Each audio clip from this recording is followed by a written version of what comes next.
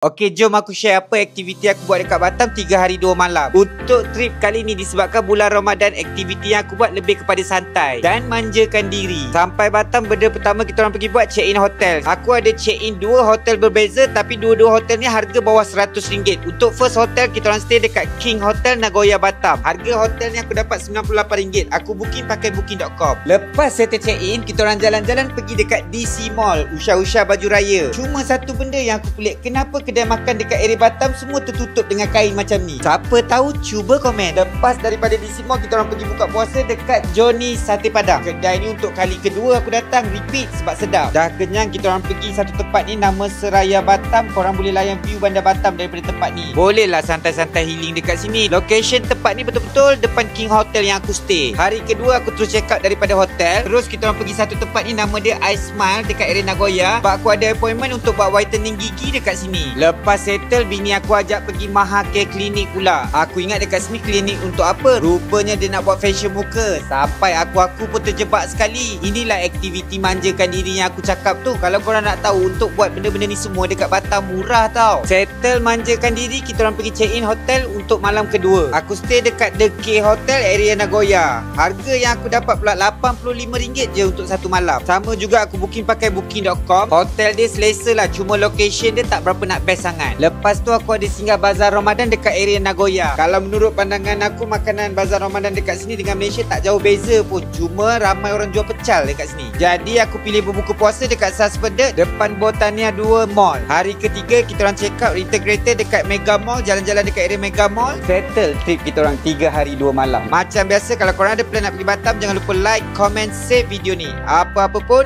jom ikut aku travel.